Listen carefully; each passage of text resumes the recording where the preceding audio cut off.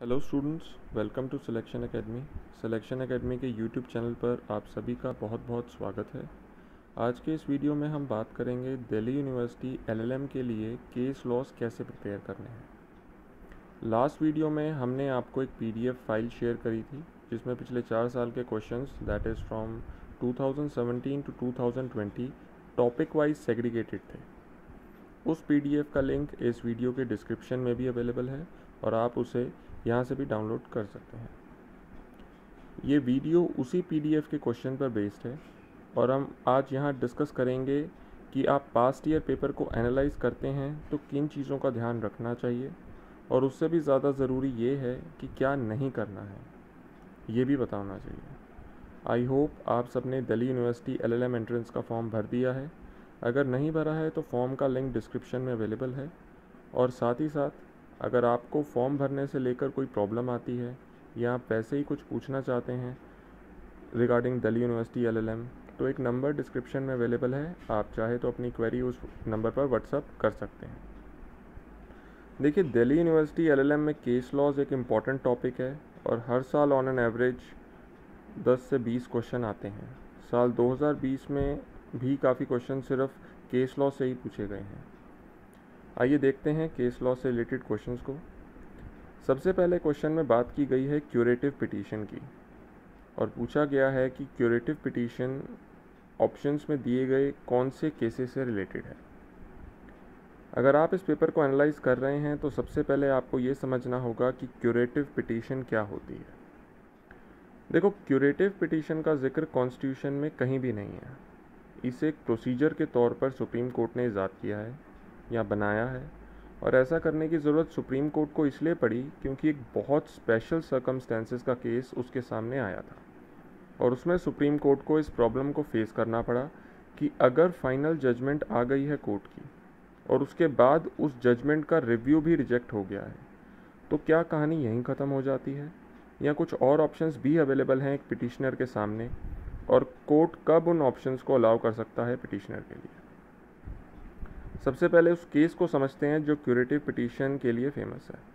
The case was Rupa Ashok Hura versus Ashok हुरा, 2002 का case है और ये एक मियाँ बीवी के डोमेस्टिक इशू से रिलेटेड केस है। इसके फैक्ट्स क्या हैं? देखो, दोनों की शादी 1970 में अहमदाबाद में हुई थी। नो इशू वॉज देयर, यानी कोई बच्चा नहीं था। यहाँ पर इशू का मतलब होता है बच्चा। अब थोड़े टाइम बाद डिफरेंसेस आ गए और 1983 में वाइफ ने अपना मैट्रिमोनियल हाउस छोड़ दिया और वहाँ से चली गई और 1984 में दोनों ने section 13B of Hindu marriage act that is divorce by mutual consent की जॉइंट पिटीशन कोर्ट में सबमिट कर दी।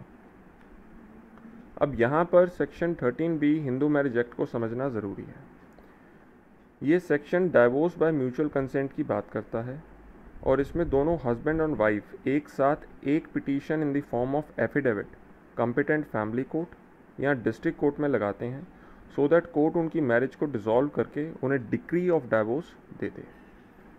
पर इस पिटीशन को लगाने से पहले कुछ कंडीशंस को पूरा करना ज़रूरी है। जैसे इस पिटीशन को लगाने से पहले कम से कम 1 साल तक वो अलग अलग रह रहे हों, that is living separately for more than 1 year. यहाँ पर लिविंग सेपरेटली का मतलब ये नहीं है कि वो अलग अलग घर में रह रहे हों या वाइफ सेकंड फ्लोर पे रह रही है और हस्बैंड फर्स्ट फ्लोर पर। लिविंग सेपरेटली का मतलब कोर्ट ने एक 1991 के केस में एक्सप्लेन किया था। केस का नाम है सुशेत्रा देवी वर्सेस ओम प्रकाश और इसमें कोर्ट ने बोला था कि लिविंग सेपरेटली का मतलब है not living as husband and wife, यानी जो ड्यूटीज़ एक हस्बैंड और वाइफ की होती हैं अगर आप उनको पूरा नहीं कर रहे हैं तो हम ये मान लेंगे that you are living separately. दूसरी कंडीशन है कि अब आपके बीच में कहानी इतनी ख़राब हो चुकी है कि साथ रहना is no more possible. And the third option is that both husband and wife should agree to dissolve the marriage, यानी दोनों बिना किसी दबाव के, लालच के, किसी और चीज़ के एग्री हों डाइवोर्स के लिए। अब पिटीशन कोर्ट में सबमिट हो गई, इसे बोला जाता है फर्स्ट मोशन। पर कोर्ट आपको इमीडिएटली डाइवोर्स नहीं देगा क्योंकि लॉ ये है कि कम से कम 6 महीने का टाइम कपल्स को देना चाहिए and that time is known as cooling off period. मतलब आपकी फर्स्ट मोशन के बाद कोर्ट 6 महीने बाद की डेट दे देगा और कोशिश करेगा कि आप दोनों रीयूनाइट हो जाएं। और कोर्ट ये 3 तरीके से कर सकता है। The first is under order 32A rule 3 of the CPC। दूसरा under section 23 subsection 2 of Hindu marriage act. और तीसरा under section 9 of family courts act. अगर कोर्ट फर्स्ट ऑप्शन चूज करता है तो उसे कहते हैं सेटलमेंट, और अगर कोर्ट दूसरा या तीसरा ऑप्शन चूज करता है तो उसे कहते हैं रिकंसिलिएशन। अब 6 महीने पूरे हो गए और कोर्ट ने हस्बैंड एंड वाइफ को बुलाया और पूछा कि भाई क्या सीन, और दोनों ने मना कर देते हैं कि हम नहीं रह सकते साथ। मतलब उनको रीयूनाइट करने की सारी कोशिशों पर पानी फिर गया है। तो कोर्ट यहाँ पर, जिसे हम सेकंड मोशन बोलते हैं, दोनों की स्टेटमेंट्स को रिकॉर्ड करेगा और एफिडेविट लेगा और फाइनली अपनी सेटिस्फैक्शन के बाद उन्हें डिक्री ऑफ डाइवोर्स ग्रांट कर देगा। ये 6 महीने वाली कहानी हर केस में करने की ज़रूरत नहीं है। ऐसा सुप्रीम कोर्ट ने कहा है in the case of Amardeep Singh versus Harveen Kaur 2017 के केस में।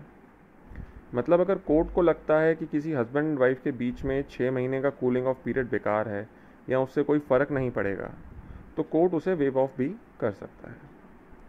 अब वापस आते हैं अपने हुरा वाले केस पर। इस केस में फर्स्ट मोशन पर दोनों एग्री थे और सेकंड मोशन की डेट हर बार एडजर्न हो जाती थी।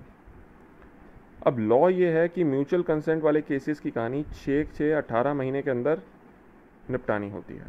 मतलब आपकी second motion must be between 6 to 18 months. पर हुरा केस में ऐसा नहीं हुआ। 18 महीने से ऊपर हो गए और डाइवोर्स नहीं हुआ, क्योंकि ड्यू टू वन रीज़न और अनदर नेक्स्ट डेट मिलती रहती थी। अब हस्बैंड ने दूसरी शादी कर ली और एक बच्चा भी हो गया। अब लॉ तो ये है कि consent can be withdrawn even after giving during the first motion, यानी आप कंसेंट देकर कभी भी 18 महीने से पहले मुकर सकते हो। पर इस बात का कोई सोल्यूशन नहीं था कि अगर कोई पार्टी 18 महीने के बाद मुकर जाती है और डाइवोर्स नहीं हुआ तो क्या होगा। और इस केस में यही हुआ। वाइफ 18 महीने के बाद मुकर गई म्यूचुअल कंसेंट से और हस्बैंड के ऊपर बाइगेमी लगा दी अंडर सेक्शन 494, क्योंकि उसने दूसरी शादी कर ली थी। हस्बैंड ने भी वाइफ के ऊपर काफ़ी एलिगेशंस लगाई। और अब ये कहानी ट्रायल कोर्ट से हाई कोर्ट, फिर ट्रायल कोर्ट और फाइनली सुप्रीम कोर्ट पहुंची। और यहाँ सवाल ये था कि हस्बैंड वाइफ का रिलेशन जो है वो बचा तो है नहीं, पर लॉ के हिसाब से ये अभी भी हस्बैंड एंड वाइफ हैं, सिर्फ नाम के लिए।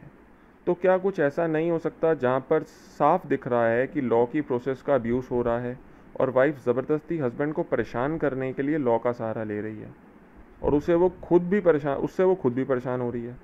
तो इस डिलेमा को क्योर करने के लिए कोर्ट ने एक कॉन्सेप्ट इजाद किया by the name of curative petition.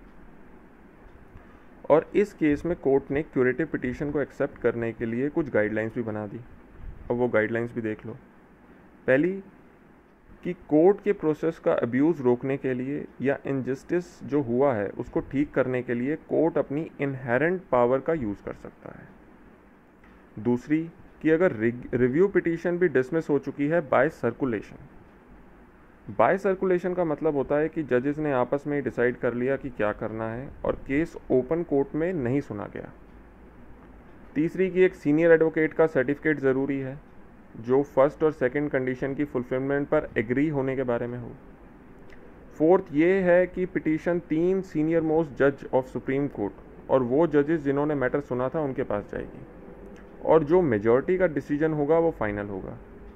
ये डिसीजन भी बाय सर्कुलेशन ही लिया जाता है, पर अगर पिटिशनर चाहे तो वो ओपन कोर्ट की रिक्वेस्ट कर सकता है।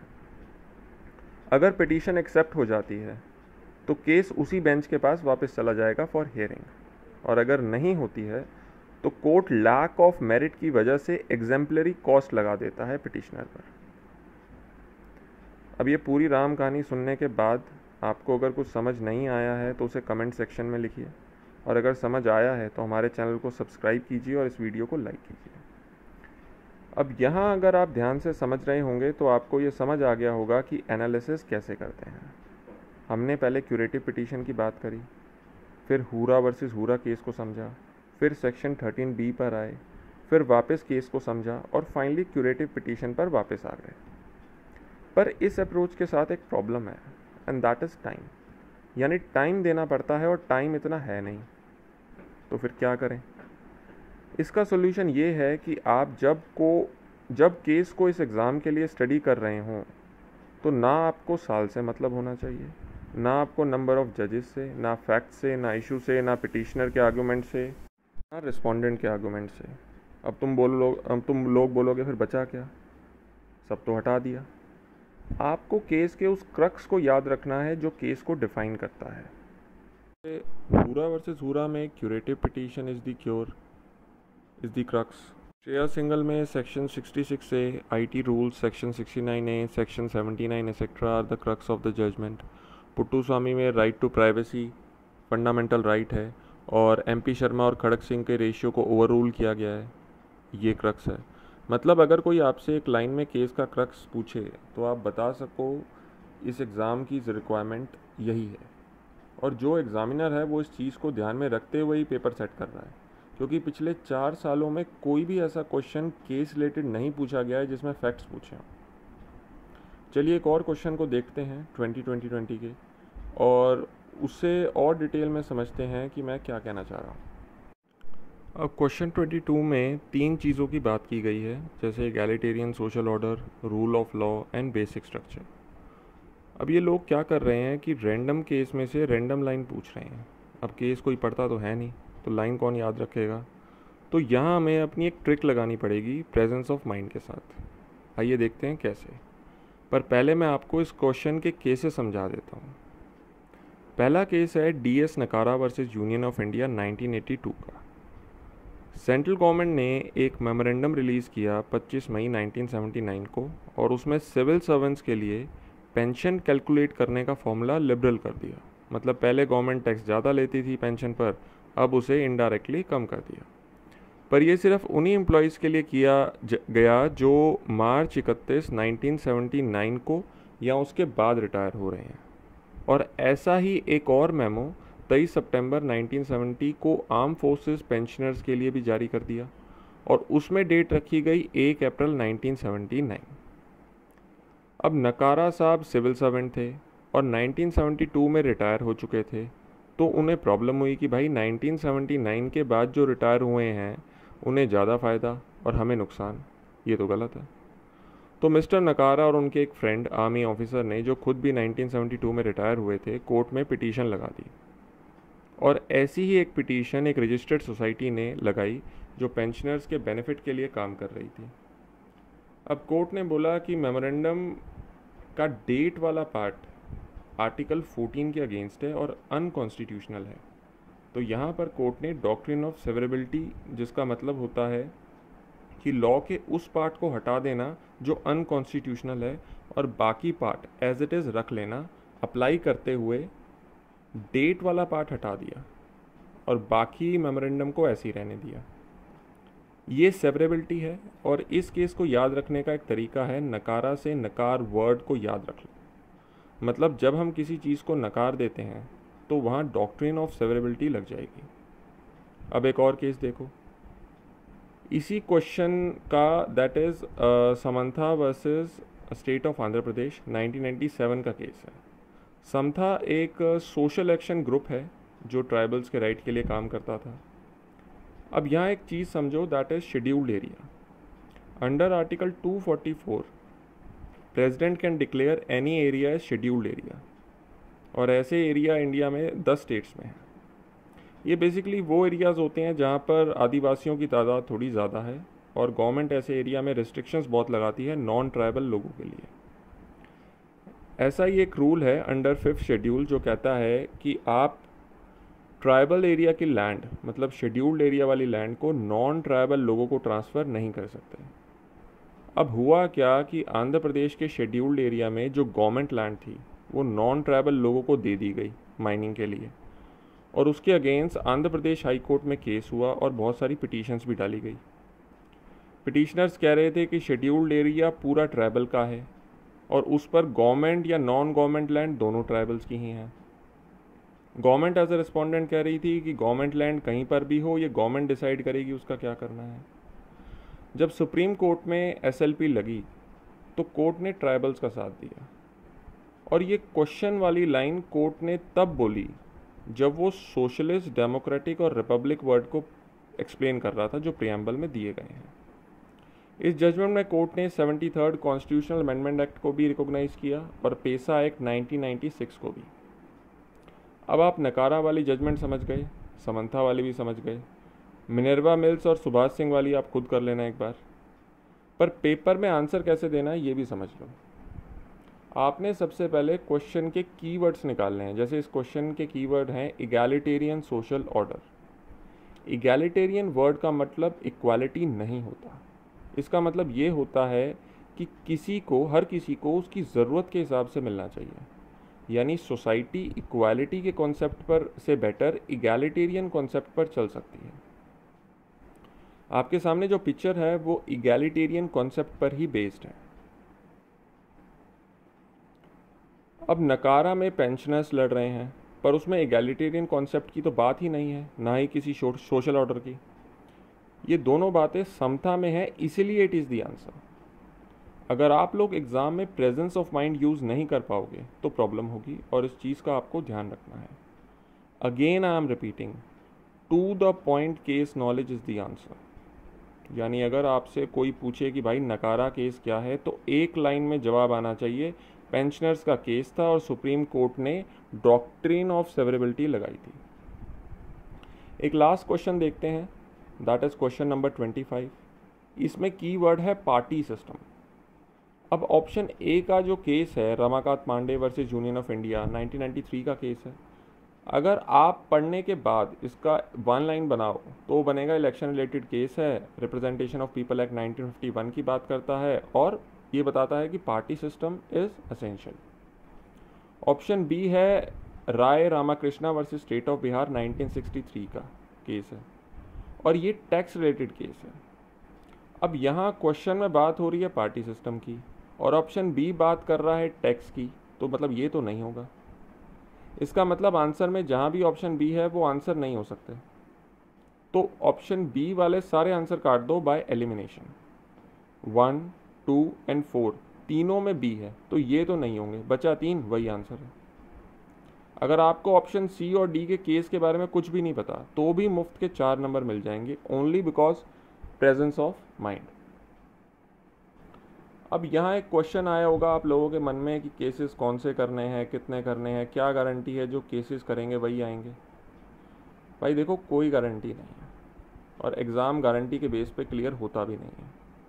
आप एक सिंपल सी बात समझो, मान लो आप जनरल कैटेगरी के कैंडिडेट हो और 3 साल की एलएम के लिए फ़ाइट कर रहे हो, तो लास्ट ईयर की कट ऑफ 226 थी, आपको कम से कम 250 प्लस सोचना चाहिए।